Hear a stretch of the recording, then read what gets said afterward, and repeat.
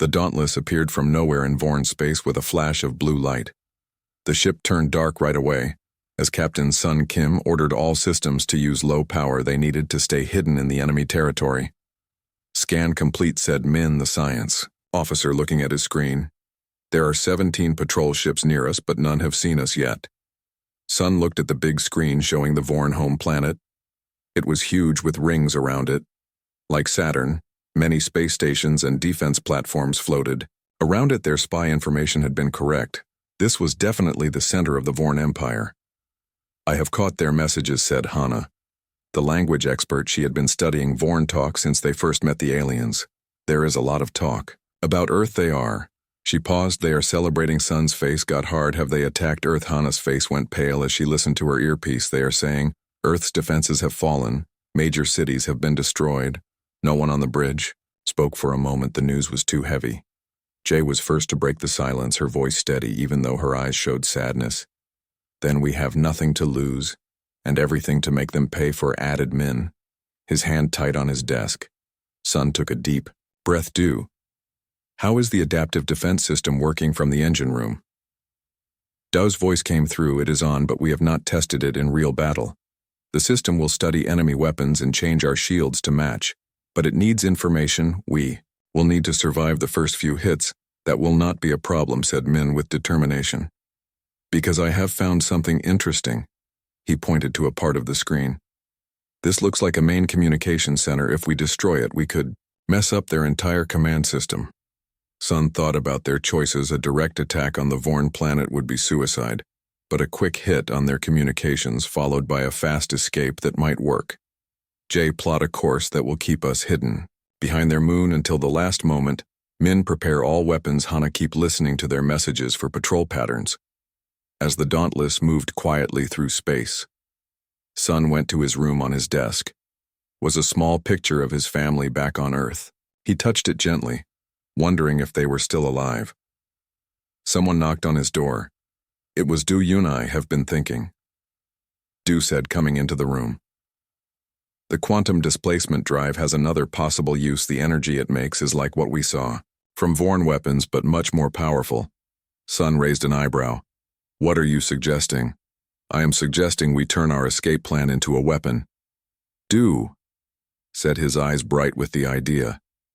"If we can change the drive to make a controlled quantum displacement field and set it off near their communication center, the explosion would cause a failure through their entire network." Sun finished the thought, seeing what could happen. "Can you make it work?" Du nodded. "I will need time." "You have 12 hours, Sun said, standing up with new purpose, "because that is when we attack." As Du left to start the changes, Sun looked once more at the picture of his family. "This is for you," he whispered, "for all of us." The next 12 hours on the Dauntless were busy. Everyone had a job to do. Min kept watching the Vorn ships, looking for patterns in their movements. Hana listened to all Vorn messages, learning more about their plans. Jay worked on the attack path, making sure they would stay hidden until the last moment. In the engine room, Du and his team worked on the quantum drive, taking it apart and rebuilding it to work as a weapon. Sun moved around the ship, checking on everyone, giving support. Where needed. 6 hours before the attack, Sun called a meeting with his top officers. "The plan is simple," he explained. "Looking at the map of Vorn space, we will stay hidden behind their moon, then move quickly to the communications center, drop the modified quantum device and escape back to Earth." "What if they catch us before we drop the device?" asked Jay, always thinking of all possibilities. "Then we fight," said Sun. "We may be one ship, but the Dauntless has weapons they have never seen before." "What about the human prisoners the Admiral mentioned?" asked Hana. "We have picked up messages about test subjects in a building near the communications center." Sun nodded. "That is our second goal. If we can, we will find and free the prisoners. But the main goal is to hit their command structure. If we succeed, it might force them to pull ships back from Earth." As the meeting ended, Du pulled Sun aside. "I have made progress with the quantum device," he said. "But there is a problem." "What kind of problem?" asked Sun. "The device will work," Du explained, "but it needs to be placed directly inside the communications center. We can't just fire it from the ship. It needs to be delivered." Sun thought for a moment. "Then we will use the small shuttle we have." It has stealth technology too. Who will fly the shuttle into the most dangerous place? In Space asked. Do I will, said Sun. This is my mission. I will take a small team with me. The hours passed quickly. As final preparations were made, the shuttle was checked and rechecked. Weapons were loaded. The modified quantum device was carefully placed on board 1 hour before the attack. Sun stood on the bridge of the Dauntless looking at his crew. They were the best Earth had to offer, and they were ready. I need 2 volunteers to come with me on the shuttle. Sun announced, I will go. Said Min. Right away I know the Vorn technology better than anyone. And I will go, said Hana. I can understand their language. If we meet any Vorn. Sun nodded. Thank you both. Jay, you will command the Dauntless while we are gone. Keep the ship safe and be ready to pick us up or escape if we fail. Sun, Min, and Hana put on their spacesuits and went to the shuttle. It was small but fast with its own stealth system that would hide them from Vorn sensors. As they prepared to leave the Dauntless, Jay came to say, Goodbye, be careful, she said to Sun. We need you to come back, we will. Sun promised then to everyone listening. Remember, one ship can change everything.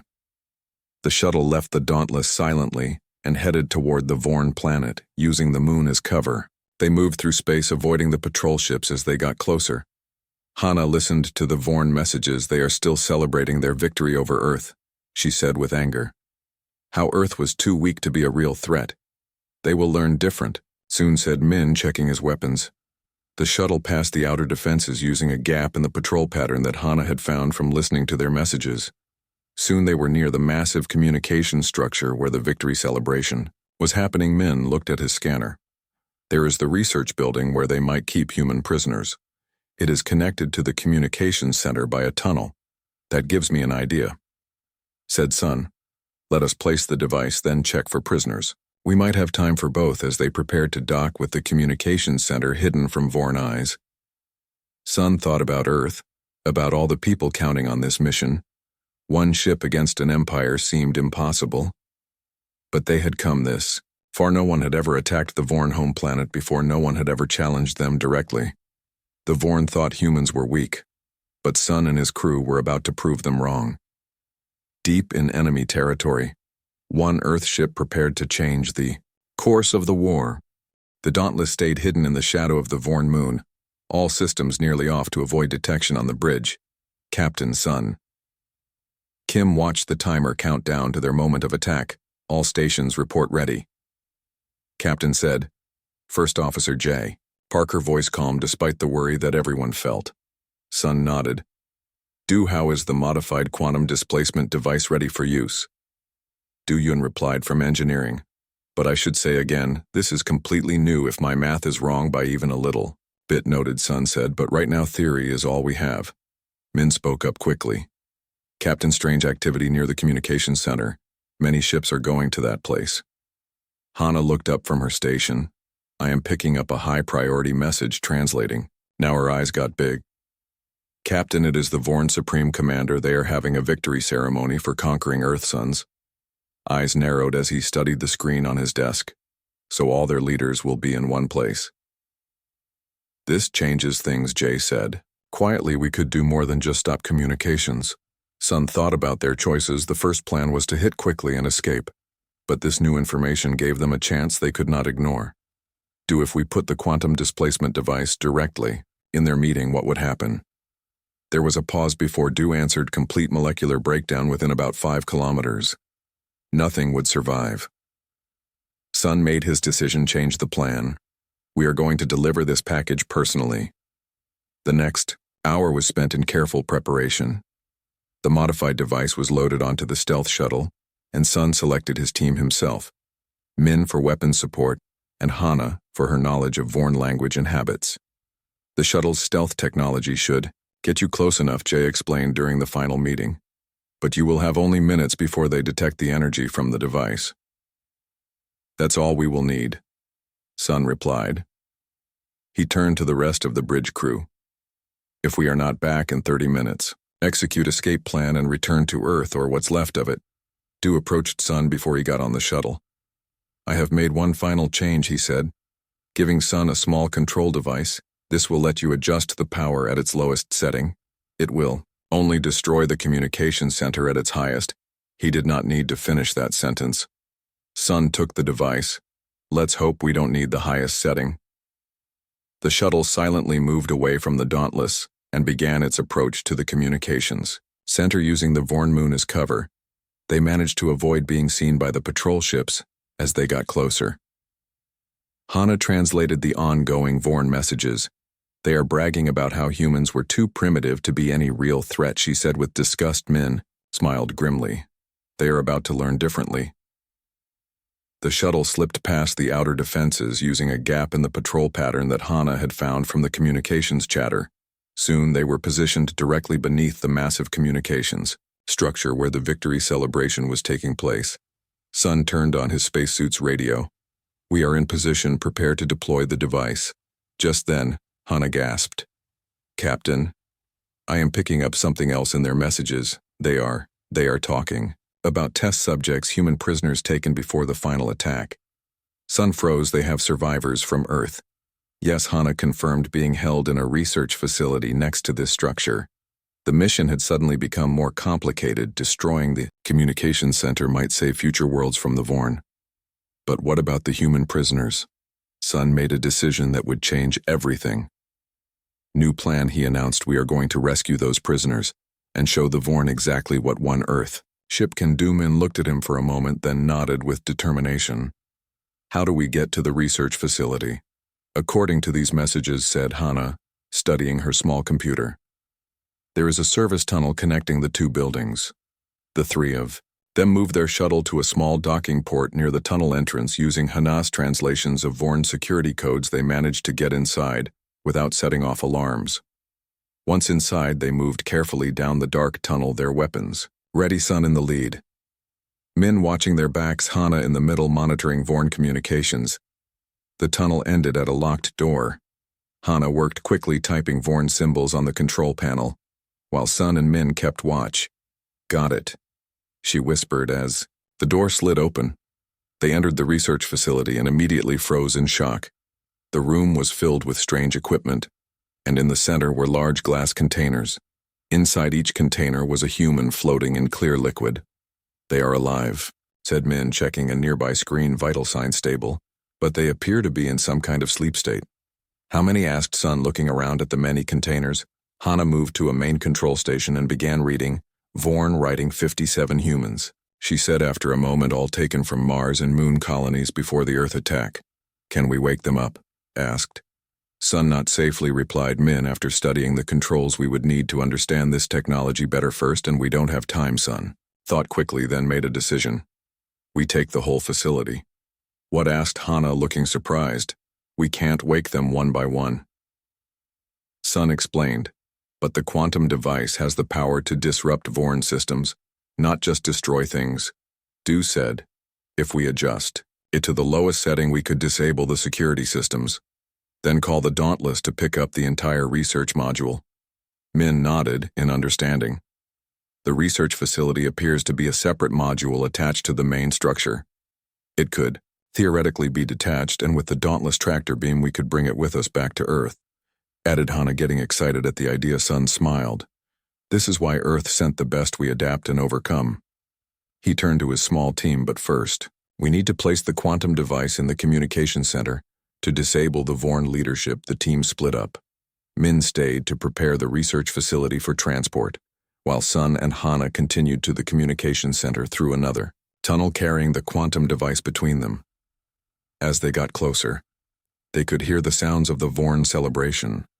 Hana translated some of the speeches. They are congratulating themselves on wiping out Earth defenses. She whispered, anger in her voice. They are already planning to colonize our planet. Keep your anger controlled, Sun told her. We are here to make sure that never happens. They reached an air vent that looked down into the main hall below. Hundreds of Vorn were gathered around a large central table where several Vorn with elaborate armor stood. These had to be the leaders. Their Sun pointed to a small maintenance panel near the ceiling. We can place the device there and it will affect the entire room. Carefully they opened the panel and set the quantum device inside. Hana watched as Sun adjusted the settings to affect only the command center, but not destroy the research facility with the human prisoners. Just as they finished, alarms began to sound throughout the structure. We've been detected. Sun said we need to get back to Min and the prisoners. They ran back through the tunnel, alarms blaring all around them. Vorn's security forces would be coming soon when they reached Min. He was working rapidly at a control panel. Almost ready, he said. The module is prepared for detachment, but we need to trigger the quantum device now. They are starting full security. Lockdown. Sun took out the control device, ready to activate it, when suddenly the door burst open and Vorn guards rushed, in their weapons pointed at the humans. Sun, Min, and Hana raised their hands slowly. There were too many guards to fight, but Sun's mind was racing, looking for a way out. The Vorn guards parted, and a taller Vorn stepped forward, wearing the most elaborate armor of all. Speaking in perfect human language, it said, "I am Supreme Commander Ruck, and you are the first humans to ever reach our homeworld. Impressive but foolish." "How do you speak our language?" asked Hana in surprise. The Supreme Commander made a sound like laughter. "We have been studying your species for some time, which is why we kept specimens alive. You are fascinating, though. Primitive." While the commander spoke, Sun noticed that his finger was still on the trigger of the quantum device. Hidden in his hand, one press and it would activate. "Your ship is impressive as well," continued the Supreme Commander. "We detected it hiding behind our moon. It will be captured soon and its technology added to ours." Sun looked at Min and Hana and gave a small nod. They understood immediately what he planned to do. "You came all this way for nothing," said the Supreme Commander. "One ship against our empire. What did you hope to accomplish?" Sun looked directly at the Vorn leader and smiled. "Sometimes," he said, "one ship is all it takes." Then he pressed the button. There was a moment of silence, then a low humming sound began to build throughout the facility. The lights flickered, and the Vorn guards looked around in confusion. "What have you done?" demanded. "The Supreme Commander changed the game," said Sun as the quantum displacement field began to expand. The big alien ships filled the sky above Earth. They looked dark and scary against the blue planet. Captain Sun Kim stood watching from the window of the space station. He could see the strange ships with their sharp edges moving into attack position. These aliens had come without warning 2 months ago. They attacked Mars first, then the moon, and now they were ready to attack. Earth humans had tried to fight back. All the spaceships from every country joined together, but they were no match for the aliens who called themselves the Vorn Empire. The human ships were destroyed one by one now. Only one ship remained. It was called the ESS Dauntless. It was the newest and most advanced ship humans had ever built. Sun had been chosen to be the captain of this last ship. He felt the heavy weight of this job on his shoulders. First Officer J. Park walked up to Sun. Her face was serious. "Captain, the council is waiting for you," she said. Sun nodded and followed her to the command room. In the big command center, the leaders from Earth governments were all there as moving pictures called holograms. Sun stood tall as he faced them. "Captain Kim." "Our situation is very bad," said President Lee, who spoke first. "Our defenses on the ground cannot hold much longer. Our spies tell us the Vorn are getting ready for one final attack that will destroy what is left of humanity." An older woman with gray hair stepped forward. This was Admiral Han. She had designed the Dauntless Captain. "The Dauntless has new technology that we have never tested in real battle," she said. "The quantum displacement drive and the adaptive defense system are only theories, really, but they are all we have left." President Lee continued. "We are sending you on a mission, straight to the heart of Vorn territory. Our spies have found their home planet. If we can attack their leaders, we might force them to retreat." Sun looked around the room. He understood how serious this was. "One ship against an empire?" he asked. "Admiral." Han nodded her head. "Sometimes, Captain, that's all it takes." As Sun got ready to board the Dauntless, he found his childhood friend and chief engineer, Du Yun, waiting for him by the door. "They are sending us on a suicide mission," Du said right away. "Maybe," Sun answered, "but it's better than staying here and waiting to die." Together they walked onto the bridge of humanity's last warship. The crew was small, just 50 of Earth's best people. Jay stood straight as Sun sat in the captain chair for the first time. "Set course for the Vorn homeworld," he ordered. "Let's show them what one Earth ship can do." As the Dauntless moved away from Earth, The Vorn fleet began their final attack on the planet below. Sun watched his home get smaller on the screen. He wondered if there would be anything left to come back to. The ship hummed with energy as systems came online. The crew worked at their stations, checking all systems before the big jump. Dr. Min Lee, the ship's science officer, approached Sun with data readings. "Captain, these Vorn ships have technology unlike anything we have seen before," he reported. "But I have been studying the patterns of their attacks. There may be a weakness in their defense systems. Tell me more." Sun said, turning his full attention to Minnie. "Vorn ships use an energy field that blocks our weapons," Min explained. "But the field has to adjust each time we use a different type of attack. If we could change our weapons fast enough, we might break through. That matches what our spies reported." Du called from his engineering station. The adaptive defense system on the Dauntless was built exactly for this kind of situation. It can change our weapons and shields in seconds. Sun nodded. This was the first piece of good news he had heard. The Dauntless may be one ship, but it was built with the best human minds had to offer. Hana Kim, the communication specialist, spoke up from her station. "Captain, I have been studying the Vorn language from messages we captured," she said.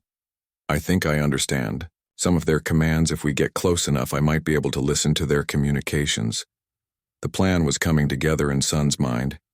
Each crew member brought something special to this mission. Maybe they had a chance after all. Jay brought up a map of known space on the main screen. "Our course to the Vorn homeworld will take us through 3 star systems. She said we will need to use normal engines until we are far enough from Earth. Then we can test the quantum displacement drive." "How?" Long asked Sun. 7 days at normal speed. "Then if the quantum drive works as planned, just 3 hours to reach Vorn space," Jay answered. Sun looked at his crew. "Do prepare the engines." Min, continue studying the Vorn defenses. "Hana, learn everything you can about their language." Jay, plot our course. We leave in 1 hour. As the crew rushed to their tasks, Sun went to his private room on the ship. Inside was a small box with pictures of his family, his parents and his little sister. He did not know if they were still alive after the attacks on Earth cities. He touched the pictures gently. There was a knock at his door. It was Admiral Han. The Admiral entered the room. Her face looked tired from many days without sleep. "Captain Kim, there is something else you should know," she said, "something we did not want to say in front of the whole council." "What is it?" Admiral Sun asked. "The Vorn have been taking humans alive?" She said, "We don't know why, but they seem very interested in us as a species. Some of our scientists think they might be studying us." Sun felt cold at this news. "So there might be human prisoners?" "Yes," the Admiral nodded. "And if you succeed in your mission, you might find them and bring them home. That would be a miracle. We need right." Now Sun stood up straighter. "I understand, Admiral. We will not fail." As the Admiral left, Sun looked one more time at his family pictures, then put them away. It was time to focus on the mission. 1 hour later, the Dauntless moved away from the space station, all systems working perfectly. The 50 crew members at their stations ready for the most important journey in human history. Quantum displacement drive ready to test announced. Due from engineering. Sun took a deep breath. "Give the order, First Officer," he said to JJ, nodded and spoke clearly to the whole ship. "All crew prepare for quantum displacement in 3, 2, 1. There was a flash of blue light around them, and suddenly the stars looked like lines as they moved faster than any human ship had ever gone before. They were on their way to enemy territory, carrying the hopes of an entire planet with them. Little did the Vorn know that this single ship would soon change everything in the galaxy. The humans had 1 ship left, and they sent it to war. It would turn out that was all it took. The final hours before Aegis started changed the Sol system into a center of busy activity. Ships from every major species had arrived, not to threaten Earth, but to help and watch. A temporary command center had been set up on Mars colony far enough from the Aegis ring to be safe from any immediate energy problems, yet close enough to watch the operation. Tay stood beside Director Seo at the main console watching. As final calculations were processed, the room was filled with the galaxy's greatest scientific minds working with human engineers in a teamwork never seen before in Council history. "The void has speeded up again," reported Jun, who had been chosen as the link between Council scientists and the human team. New prediction puts it at the edge of the Zendi system in 29 hours. Not the 6 months we first calculated. Director Seo's face stayed calm, but Tay could see the tension in her shoulders. It's responding to the increased communications in this area, despite our care. The emergency council meetings and fleet movements have created quantum noise, so it knows we are aware of it. Tai concluded grimly. Possibly, or it's simply drawn to the concentration of technology activity. Either way, we've run out of time for improvements. She turned to speak to the assembled team. Aegis will start in 30 minutes. All non-essential personnel should board their transports now. As the room began to clear, leaving only the core technical team, Sang approached Tay with a small device, a personal shield generator modified to the same frequency as Aegis just in case. Tay accepted it with thanks. What are our real chances? Old friend, not the official numbers, but your honest view. Sang's eyes crinkled with a tired smile. Honestly, it's the most beautiful theory I've ever seen, built in the most rushed and desperate way. Imaginable. It might work perfectly. It might tear a hole in space-time, most likely something in between.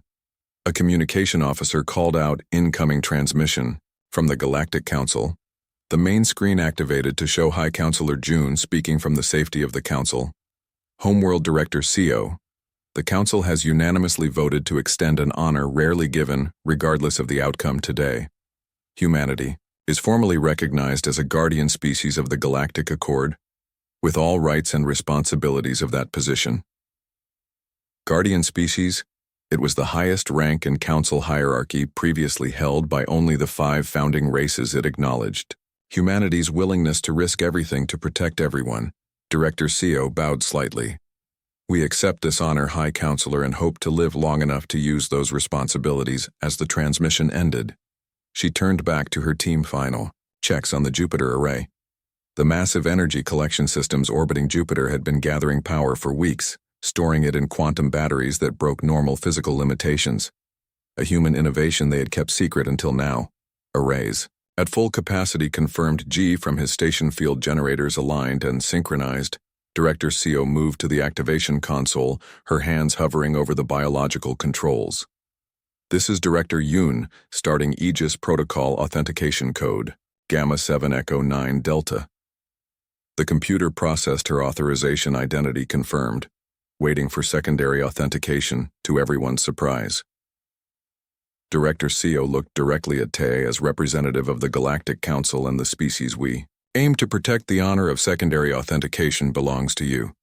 Tay stepped forward, understanding the deep meaning of the gesture. This wasn't just a human project anymore. It was a stand for all living things. This is Envoy Tay of the Galactic Council confirming authorization for Aegis Protocol activation, authentication code to follow. He placed his hand on the scanner. Alpha 1 Omega 3. Zeta secondary authentication confirmed. The system announced Aegis Protocol starting in 10 minutes. All personnel secure for gravity changes. As the countdown continued, the various monitors showed the void's approach. It had already eaten the outermost planets of the Zendi system, leaving nothing but empty space where they had been. It's bigger than our models predicted, G observed quietly, and moving with purpose now, almost as if it knows we're trying to stop it. Hyun finished. Director Seo's voice remained steady as she guided her team through final adjustments, compensating for increased mass, recalibrating field projection angles. Keep the focus tight. We need maximum effect at first contact.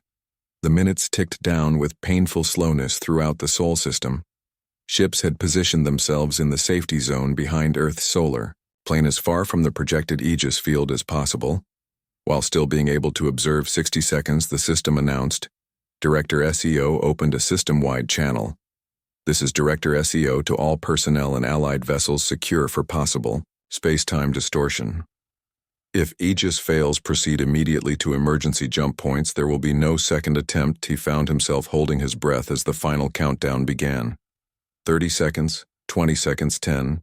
At 0, the massive energy stored in the Jupiter arrays surged through the Aegis ring. A wave of brilliant blue light exploded outward, expanding at impossible speed. It was beautiful and terrifying at once. The command center shook violently as reality itself seemed to bend around them. Status, Tay shouted above the roar of straining equipment. Field expansion nominal Director CO called back, her eyes fixed on the readings. First phase complete energy shell integrity at 94%. On the main screen, they could see the Aegis field, expanding a shimmering barrier of blue-white energy stretching outward from Sol system toward the approaching void contact in 5 minutes. G reported, his voice tight with tension. The minutes stretched like hours as they waited. Then suddenly the monitors flashed red warnings. Contact made. Director CO announced field integrity, dropping 85%, 70% compensating. The field was visibly struggling where it met the void, the beautiful blue light being consumed by the absolute darkness. Not working. Called out one of the human scientists. Field collapse imminent. Then Director CO made a decision that would change the course of history. Amplify the harmonic frequency, she ordered. Activate secondary resonators.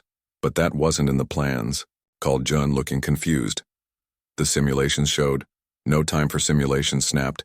Director CO, humanity has spent centuries studying the quantum nature of light and darkness. We've prepared contingencies. Do it now. Tay saw a determined look pass between the human scientists as commands were entered. New systems came online, drawing even more power from the Jupiter arrays. The nature of the field changed before their eyes. The blue-white energy darkening to deep violet, then shifting through colors Tay had no names for. The void is slowing, reported G, disbelief in his voice field.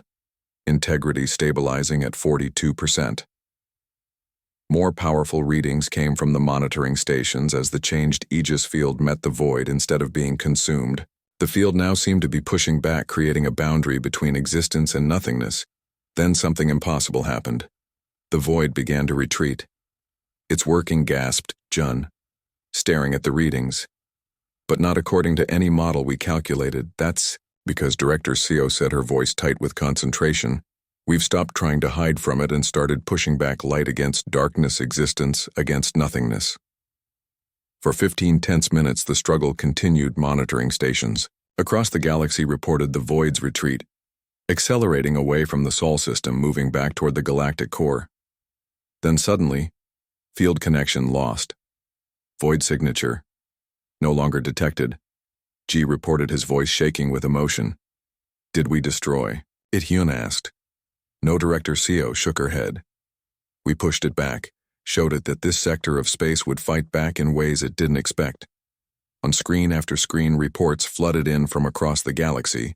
The void had disappeared, retreating to whatever dark space existed beyond normal reality. That's when Tay understood the true brilliance of humanity's plan. They hadn't just built a shield. They had created a weapon that used the void's own nature against it. You never planned to just hide, did you? Tay asked Director CO. You were testing its response, learning its weaknesses all along. Director CO gave a tired smile. Humans don't hide for long. Tay, we observe, we learn, we adapt, and then we fight back. We went silent, not from fear, but for focus. Communications are coming back online from across the Sol system, announced Day as if a switch had been flipped. All the human colonies were sending messages again, space traffic resuming normal patterns. Tay saw it now. The silence hadn't been from terror, it had been strategic. Humanity had gone quiet to work without distraction to save themselves and the galaxy. How long will this protection last? Asked Hyun, eyeing the readouts.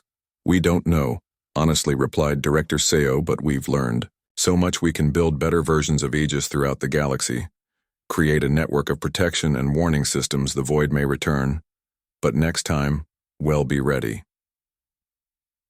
The exhausted teams began to celebrate as the news spread throughout the system. Ships from 100 worlds sending congratulations and relief. Earth had saved them all as Tay watched humans embracing each other and their alien allies. He thought about the fear that had gripped the Council when humanity went silent. How they had assumed the worst about the strange young species. Now he understood a deeper truth about humans. They could be loud and chaotic and unpredictable. But when true darkness threatened, they stood firm. They fought not just for themselves but for all life. Perhaps the Council had been right to tremble when humanity went silent, but not from fear of humans themselves, rather from the terrible threat that human. The space around the Vorn homeworld exploded with light as ships fired at each other. The Dauntless used its tractor beam to pull the research module with all the human prisoners inside the reformist Vorn ships led by Tay. formed a protective shield around them while the military Vorn vessels attacked from all sides. On the bridge of the dauntless Captain Sun, Kim watched the battle unfold around them. Jay Park stood at his side, her face showing both relief at seeing him alive and worry about their situation. Tractor beam, holding steady, reported due from engineering. But it puts a heavy strain on our power systems. We can't use the quantum drive while pulling the module. How long until we reach safe distance from the planet? Asked Sun. At current speed 20 minutes, answered Jay. But enemy ships are moving to block our path. Sun turned to Dr. Jin Song and Tae, who had joined them on the bridge after transferring from the module. Tae, can your ships clear us a path? Tae moved to a communication panel and spoke rapidly in Vorn language. 3 of our largest ships are moving to create an opening, he said after listening to the response. But the Supreme Commander has activated the planetary defense grid. What does that mean? Asked Min, who had taken his position at the tactical station. It means, said Tae, that in approximately 15 minutes, orbital weapons will lock onto all ships in this sector, including the reformist vessels. How many people are in the research module now? Asked Sun. 50. 7 humans in stasis pods, replied. Jin plus 23 awake scientists and 15 reformist Vorn, all told 95 people, depending on us to get them out. Sun looked at the tactical display, studying their options. They were outnumbered, but the Dauntless had advantages the Vorn military did not expect. He called to engineering the adaptive defense system. Is it working better than expected? Du replied, it has analyzed Vorn weapons and adjusted our shields.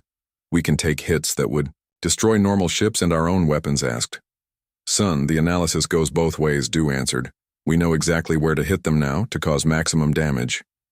Sun made his decision. Jay plotted a direct course through the blockade. Aim for the largest enemy ship. But Captain Jay protested that suicide. Sun shook his head. No, it's precisely what they won't expect. Tae, tell your ships to follow close behind us. Men, prepare all weapons, target their engines and weapon systems only. The bridge crew moved quickly, following Sun's orders. Du diverted all available power to engines and weapons. Jay programmed the direct course. Min prepared targeting solutions, while Hana monitored all communications. Reformist ships acknowledged the plan. Tae reported they will follow your lead. The Dauntless engines flared bright as the ship accelerated straight toward the Vorn blockade, dragging the research module behind it. The enemy ships began firing immediately, but the adaptive defense system did its work, their shields holding against attacks that would have destroyed them before return fire. Ordered Sun and the Dauntless weapons blazed to life, striking with precise hits against the Vorn military vessels, targeting exactly where they were most vulnerable. The Dauntless smashed through the blockade like a spear. 2 enemy ships spiraling away with critical damage. The reformist vessels followed in their wake, keeping the path clear as they pushed toward open space. Supreme Commander Rak is hailing us, reported Hana. Put him through, said Sun. The angry face of the Vorn leader appeared on the main screen. You cannot escape, he growled. Our ships are moving to cut off all routes from our system. Surrender now and your deaths will be quick. Sun looked calmly at the Supreme. Commander, I think you'll find that option no longer benefits either of us. The humans' newfound courage is amusing, said Rak. One ship cannot change the outcome of this. Warte stepped forward into view of the screen. It is not just one ship, Supreme. Commander, it is an alliance. Traitor, hissed Rak when he saw Tae. You would side with these primitives against your own kind. They are not primitives, corrected Tae. They are our future, our only hope for survival. The military path leads only to extinction. Rak seemed to lose control at these words, shouting orders to his fleet. Destroy them all, no survivors. The transmission cut off, and immediately more enemy ships appeared, moving to surround them. Captain, planetary defense grid is powering up, warned Minnie. It will fire in 7 minutes, we need more speed. Sun said. Du, can you give us anything more? The engines are at maximum. Du replied, but I might have one more trick. The quantum drive can't take us to light speed while we're towing the module, but we could create a small quantum bubble around just the Dauntless and the module. A short jump of a few thousand kilometers. Will it work? Asked. Sun, theoretically, Du answered, but we've never tested it. If it fails, If it fails, we're no worse off than we are now. Finished, son, do it. The ship shuddered as Do redirected power to create the quantum bubble. Min reported enemy ships closing from all sides. The reformist vessels were taking heavy damage, buying time for the Dauntless to escape. Quantum bubble forming. Reported. Do, his voice tense with concentration, coordinates locked on that gap between enemy formations. Everyone braced as the familiar blue glow of quantum energy began to form around the ship, and the research module energy readings went wild as systems strained to create the bubble. Now shouted Do as he activated the modified drive. There was a flash of blue light, and suddenly the Dauntless and module were thousands of kilometers away from the battle. The planetary defense grid fired, at empty space where they had been moments before. It worked, gasped Jay in amazement. For a moment there was celebration on the bridge, but it was short-lived, as sensors showed the enemy fleet regrouping and heading toward their new position. We're not. Safiet said, son, the Vorn military won't give up that easily, Tay. Where's your reformist fleet they can't follow? Explained Tay. They don't have the same technology, but they are keeping the military occupied, buying us time. We need to get completely away. From Vorn space, said Sun. Do, can we use the regular quantum drive now? The bubble jump drained our reserves. Do replied, we need 10 minutes to recharge enough for a full jump. We might not have 10 minutes, warned Min as enemy ships began to appear. On long-range sensors. Sun looked at Jin and Tay. You said the reformist could take control if given the chance, he said. Is there a way to send a message to all Vorn? Tay nodded. The communication hub that you targeted has a backup system I could access it remotely. But I would need to boost our signal. Hana spoke up. The Dauntless communication array can be modified to reach that frequency. Do it, ordered Sun. If we can't escape, maybe we can change the game completely. While Hana and Tai worked to set up the transmission, the enemy fleet drew closer. The Dauntless shields took hit after hit from long-range weapon shields. At 60%, reported Min, returning fire. But there are too many of them. Quantum drive at 70%, added. Do still. Need 5 more minutes. The transmission is ready. Said Tay, standing before a camera. I can broadcast to all Vorn in the system. Make it good, said Sun. This may be our only chance. Tay began speaking in Vorn language, his voice clear and strong as he addressed his people. Jin translated quietly for the humans, people of Vorn. He is saying the military leadership has led us to the brink of extinction. Their war against Earth will not save us. It will destroy us. The humans have technology that can help solve our genetic problems. They are not our enemies, they are our salvation. I have seen their courage, their adaptability, their willingness to find peaceful solutions even after we attacked them. This is the path to our future, not endless war. Enemy ships suddenly stopped firing. Main Vorn communication channels are exploding with messages, reported Hana. The reformists are broadcasting evidence of the military's failures. Quantum drive ready, announced. Do coordinates set for Earthweight. Ordered Sun, watching as the enemy fleet seemed to be in disarray, some ships turning against others. Vorn fighting Vorn. We did it, Jin whispered. The reformists are taking control, after several tense minutes. Hana reported Supreme Commander Rack's flagship has been destroyed. By his own fleet, the military command is falling. When the fighting finally stopped, a single Vorn ship approached the Dauntless. Its weapons powered down. Incoming transmission said. Hana on the screen appeared an older Vorn wearing simple clothing. Captain Kim, I am Eldersu, leader of the Vorn Council with the military leadership removed. We wish to offer peace and alliance. Sun looked at his crew, at Jin and Tay, at the faces of hope all around him. One ship had come to enemy territory on what seemed like a hopeless mission and had changed everything. Sometimes, said Sun with a smile, one ship is all it takes. 6 months later, the Dauntless returned to Earth, leading a small fleet of Vorn ships, not as conquerors, but as allies. Earth cities were being rebuilt with Vorn technology, while human scientists helped the Vorn solve their genetic problems. As Sun stood on the observation deck of the Dauntless, looking down at the blue planet Earth, President Lee contacted him. Captain Kim Shi said the first Vorn-human cooperation treaty is ready for signing. Who would have thought when we sent our last ship on what seemed like a suicide mission that it would return with peace? Sun smiled. Sometimes, Madam President, one ship is all it takes, when that ship carries the best of humanity.